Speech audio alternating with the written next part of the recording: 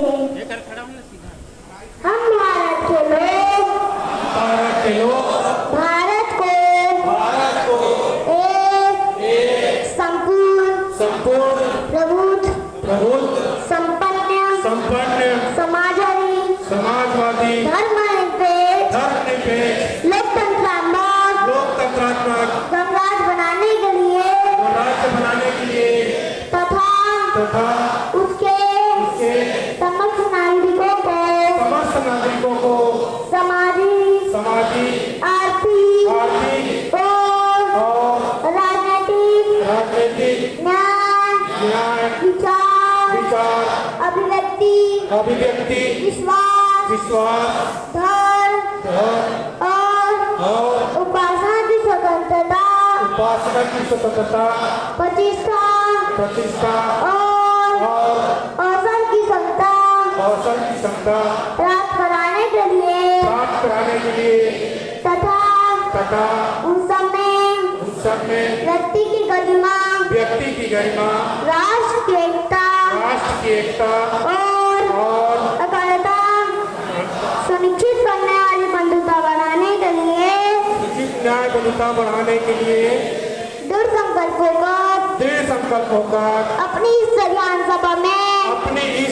सभा में आज तारीख 26 नवंबर 1949 ईस्वी मिति मासी शुक्ल सप्तमी संवत 2006 को एतद् द्वारा इस संविधान को अंगीकृत अधिनियमित और आत्मार्जित करते हैं। भारतीय संविधान जिंदाबाद जिंदाबाद जिंदाबाद भारतीय संविधान जिंदाबाद जिंदाबाद जिंदाबाद भारतीय संविधान जिंदाबाद जिंदाबाद जिंदाबाद जय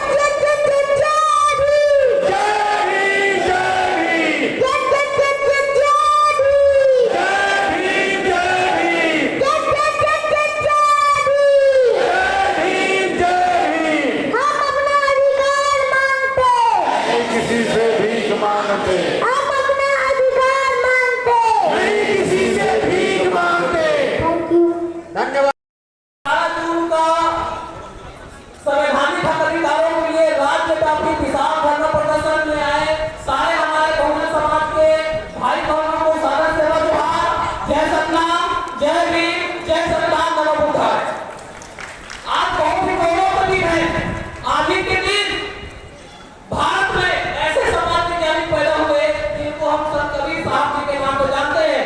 उनका कहना था, जो तू ब्राह्मण के जाया आन बात से काहे नहीं आया, काहे को पीछे बांधे छूट पिटा, झूठ में उगला यह सारा संसार, तुम्हारा कैसे दूध हमारा कैसे लहू, तुम कैसे बावन काटे, हम कैसे झूठ करने वाले महान कबीर साहब की जयंती की आप सबको बहुत बहुत बधाई देता हूँ। मैं अपने बात की शुरू करने से पहले हमारे छत्तीसगढ़ में जो शासन और प्रशासन में बैठे हुए लोग हैं, वह विभिन्न इस मंचों के माध्यम से, सोशल मीडिया के माध्यम से कुछ नारे उन तक पहुंचाना चाहता हूं। आप लोग नहीं चलेगा बोलेगा, फिर मैं इसे प्रभाव करूंगा। जनमत हमारा राज उनका नहीं चलेगा। जनमत हमारा राज उनका नहीं चलेगा। कंधे हमारे बंदूक उनके नहीं चलेगा। झूठा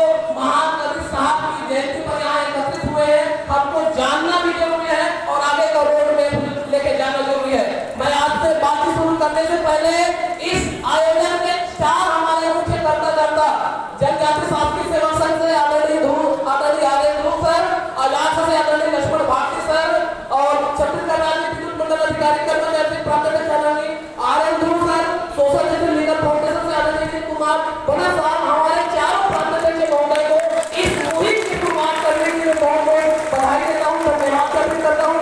साथ ही आज के इस मिनट में हमारे अनुसूचित जाति जनजाति वर्ग के समस्त समाज प्रमुख जो एक आह्वान पर हम सबको समर्थन दिए हैं और हम सब आप ही के घर के हैं, आप ही के परिवार के हैं और ये सारे तस्वीर मुद्दे आप ही के मुद्दे हैं, तो बहुत बहुत धन्यवाद। एक आह्वान पर आप सब आए।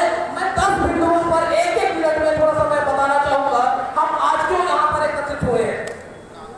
साथियों, पहला बिंदु जो आप मामले में पड़े होंगे, हम पदोन्नति में आरक्षण पर बात करने आए हैं। 4 साल कोर्ट कचहरी की लड़ाई लड़े, पिछली सरकार ने कहा कि मामला कोर्ट में है भाई, हम क्या करेंगे। 4 साल हाई कोर्ट से, सुप्रीम कोर्ट से बड़े बड़े एडवोकेट रखे, केस जीतने में कामयाब हो गए। कोर्ट ने कहा कि 3 महीने के भीतर आप सुप्रीम कोर्ट के विभिन्न जजमेंटों का पालन करते हुए नियम बना लीजिए। 3 महीने के भीतर सरकार नियम नहीं बनाई और 14 महीने हो गए और इधर दूसरी तरफ वो लोग सुशासन दिवस मना रहे हैं। अरे भाई, तुम्हारे सुशासन में हम कहाँ हैं? तुम्हारे सुशासन में हम कहाँ हैं? एससी एसटी वर्ग, और इसका खामियाजा हमारे बेरोजगार युवकों को भुगतना पड़ रहा है। एक उदाहरण, लोक स्वास्थ्य यांत्रिकी विभाग में कुछ दिन पहले 102 पद में विज्ञापन निकली है, एसटी को मिला है 9 पद, मिलना चाहिए 33 पद, 35% के हिसाब से। कहाँ गया हमारा पद? कहाँ गया ये बताना चाहूंगा। पिछले 6 साल से पीएचई विभाग के हमारे एसटी वर्ग के सब इंजीनियर प्रमोट नहीं हो पाए हैं, इसलिए उनका पद नहीं खाली हुआ है और इसी वजह से वैकेंसी कम सृजित हुई है। बहुत बड़ा नुकसान एससी एसटी वर्गों को पदोन्नति में आरक्षण नहीं मिलने से उठाना पड़ रहा है और ये पूरे हमारे सारे समाज का मुद्दा है, केवल नौकरी पैसे का मुद्दा नहीं है। इसलिए हम चाहते हैं छत्तीसगढ़ शासन 1.5 साल से सुशासन दिवस में एससी एसटी वर्गों को मांगों को ध्यान रखते हुए केवल 2 पेज से एक अधिसूचना निकालनी है पदोन्नति में आरक्षण जारी करने के लिए। उनको सर्टिफाइड होना है कि एससी एसटी का अपर्याप्त प्रतिनिधित्व है और उसको ध्यान में रखते हुए हम छत्तीसगढ़ अनुसूचित जाति जनजाति वर्ग को छत्तीसगढ़ लोक सेवा नियम 2003 के नियम 5 को हम अधिसूचित करते हैं। एसटी वर्ग के 32%, एससी वर्ग का 12%। बस इतनी सी बात के लिए 1 साल न्यायालय के फैसले आने के बाद लगाए। तो हम हमारे समाज के जो प्रमुख आए हैं उनसे आशा करेंगे इस मुद्दे को लेकर हम प्रमुखता से विभिन्न मंचों में बात करेंगे। और आज ये ट्रायल है, 11 जून आज ट्रायल है। आदरणीय आर.एन. साहब पार्टी से बैठे हुए हैं, हम फिर एक टास्क लेकर जाएंगे। आज के बाद हमारा अगला बिंदु है विशेष भर्ती अभियान।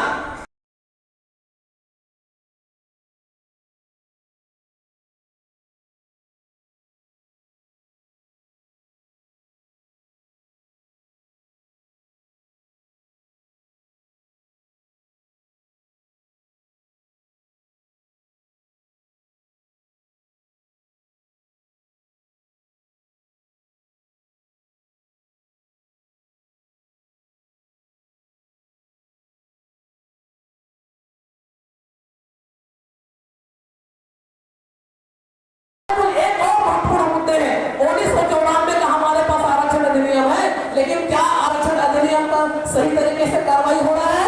आप आरटीआई लगा के देखिए, क्या सीधी भर्ती में सही तरीके से रोस्टर पालन हो रहा है?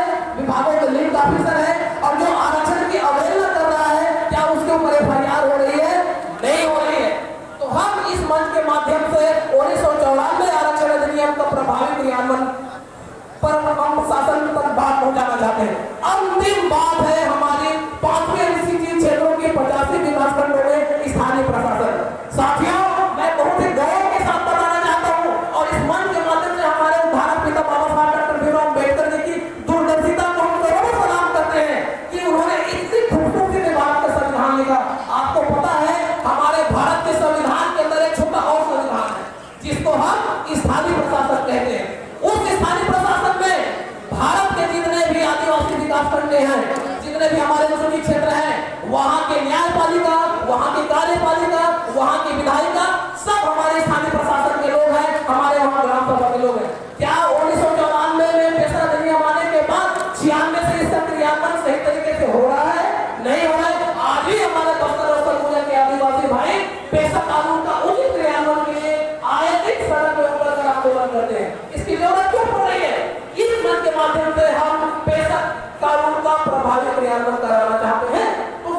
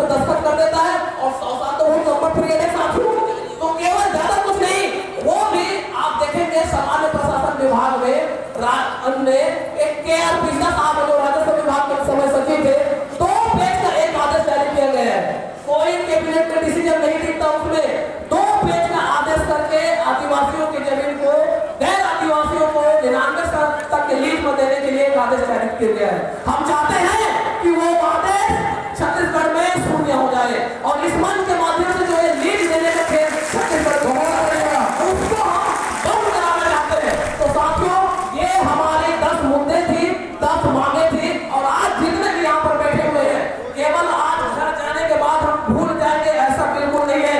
आज ये शुरुआत है। इस शासन के बने 1.5 साल हो गए, पिछले 5 साल में भी हमने देखा, इस 1.5 साल में भी देखा है।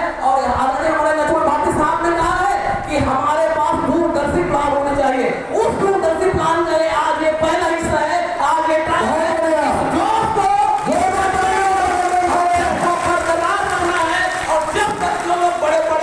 बड़े-बड़े सूबे में बैठे हैं, बड़े-बड़े बंगलों में बैठे हैं, सरगुजा समाज और बस्तर समाज भर-भर के जिनको वोट दिए हैं, वो लोग वहां पर बैठ के चैन की नींद सो रहे हैं। 3-3 बार आदरणीय लक्ष्मण भारती साहब के नेतृत्व में हमने अपनी बात को अवगत कराया है। हम मजबूरी में रोड में निकलते हैं क्योंकि राम मनोहर लोहिया जी कहा करते थे, सड़कें सूनी रहेगी तो संसद आवारा हो जाएगी। हमारे राज्य की भी संसद, हमारे राज्य की भी विधायिका आवारा हो गई है। उसको आवारा होने से रोकने के लिए हमारे पास जब तक हुक्मरान हमारे विचारधारा के नहीं बन जाते हैं, तब तक सड़कों के माध्यम से उनको बीच-बीच में जो काम ठूठे भर लिए हैं, उन ठूठों को हमको निकालना पड़ेगा। और उन्हीं ठूठों को निकालने के लिए आज हमारा ये पहला प्रयास है। तो हम शाम के हमारे आदरणीय प्रांत अध्यक्ष बैठे हुए हैं, सर्व आदिवासी समाज से आदरणीय हमारे रावटे साहब को मैं देख पा रहा हूँ, विनोद नागवंशी भैया को देख पा रहा हूँ और सारे हमारे समाज के लोग बैठे हुए हैं। चिंतन मनन करें और आज के बाद आगे लोग क्या करें, इस पर भी विचार मंथन करना चाहिए क्योंकि ये जो जन सैलाब है, ये रुकना नहीं चाहिए, रुकना नहीं चाहिए। बिना लेते हुए और किसी से भूल चूक हुई होगी, हमारे आयोजक मंडल की तरफ से कोई अवस्था हो गई, अवस्था हो गई होगी, तो हम माफी चाहते हैं साथियों। और हम जितनी अपेक्षा किए थे उतने हमारे लोग आए हुए थे, पिछले 1.5 महीने से इस कार्यक्रम को सफल करने के लिए लगे हुए थे। हम बार-बार साधुवाद देते हैं हमारे समाज के जनों का कि बगैर कोई आवेदन निवेदन के भी केवल सोशल मीडिया के आह्वान पर इस कार्यक्रम को सफल बनाने के लिए आए हैं। हमारे आज मातृशक्ति बैठी हुई है, हमारी बहनें बैठी हुई है। बाबा साहब कहते थे, मैं किसी समाज की प्रगति इस बात से मापता हूँ कि हमारे समाज की महिलाओं की तरक्की की है। बहुत बहुत धन्यवाद। सादर से जय सतनाम, जय भीम, उल गुलाम जिंदाबाद। मैं पूरे सम्मान के साथ आमंत्रित करता हूँ राजनांदगांव से आदरणीय नेता मातृशक्ति नारी शक्ति को लेकर आए हुए हैं। उनके लीडर के मंच में उनका हार्दिक शासकीय लेकर नौकरी पे से बढ़ गए। ये 1993 से लेकर 2003 तक विशेष भर्ती अभियान के तहत नियुक्त हुए हैं। उस समय जो हॉस्टल में पढ़ते थे वहीं से उनकी जॉब निश्चित हो जाती थी। आज देखिए 50 हमारे बच्चे बैठे हुए हैं बीएड ग्रेड वाले, 57,000 नौकरी देने का वादा किया था, नहीं मिलेगा। और 2500 जिनका काउंसलिंग हो गया था, 2500 शिक्षक यहाँ पर बैठे हुए हैं, काउंसलिंग होने के बावजूद उनको नौकरी नहीं दिया जा रहा है। जबकि एक गुरुजी बनने के लिए 3 परीक्षा पास करने पड़ते हैं। एक बीएड में क्वालिफाई होने के लिए, दूसरा टेट पास करने के लिए और तीसरा उस पद पे जाने के लिए। मतलब डिप्टी कलेक्टर से बड़ा शिक्षक की नौकरी है। 3 परीक्षा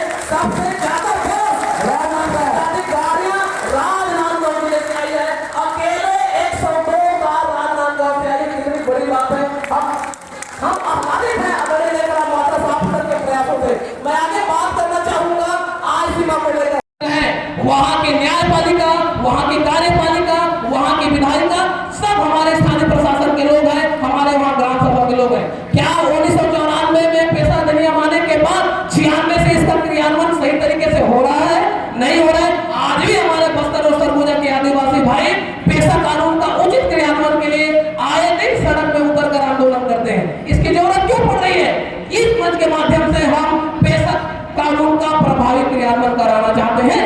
तो साथियों, इन 10 मुद्दों के एक और बिंदु छूट रहा है। एक और बिंदु है साथियों कि हमारे आदिवासी वर्ग की जो जमीन है, उनको आदिवासी ही वर्ग ले सकता है। ये हमारे लिए संविधान के नीति निर्धारकों की जो नियम बनाए, ये हमारी एक खूबसूरती है। लेकिन इसका तोड़ निकालने है कुछ लोग 165 की जो तहत जो भूमि अंतरण प्रतिबंध जो नियम है, उसमें एक पट्टा देकर आदिवासियों की जमीन को गैर अधिकृत दिया जा रहा है। अभी हाल ही में इस कार्यक्रम को सफल बनाने के लिए हम जसपुर और सरगुजा दौड़े गए थे। मेरे साथ बड़े भैया कमलेश बैठे हुए हैं। वहां पर जसपुर के आदिवासी और सरगुजा के आदिवासी वर्ग के भाई हमको बता रहे थे कि ग्रेसर खोलने के लिए, पेट्रोल पंप खोलने के लिए, मॉल खोलने के लिए, होटल खोलने के लिए सरगुजा और बस्तर की जमीन को 99 साल के लीज पर ले रहे हैं। और वो हमारा आदिवासी वर्ग का भाई पढ़ा लिखा नहीं है, वो आंख बंद करके उसमें दस्तखत कर देता है और 100 साल तो बहुत लंबा पीरियड है। संशोधन नहीं हुई है।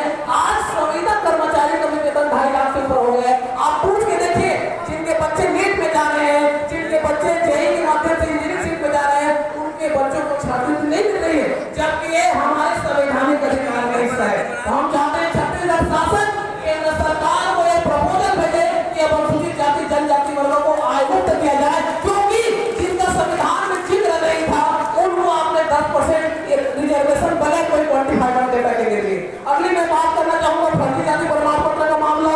जब से छत्तीसगढ़ राज्य बना है, उसके पहले आदरणीय आर्यन धूसर कई मंचों में फर्जी जाति प्रमाण पत्र का मुद्दा उठा चुके हैं, लेकिन आज तक कोई 10 से मत उसमें कोई कार्रवाई नहीं हुई है। जैसे कि कैसे पड़ा है, लगभग 750 लोग फर्जी जाति प्रमाण पत्र के आधार पर हमारे हिस्से खा रहे हैं। इस पर भी तत्काल कार्रवाई की जाए। हम ये शासन को ध्यान आकर्षित कराना चाहते हैं।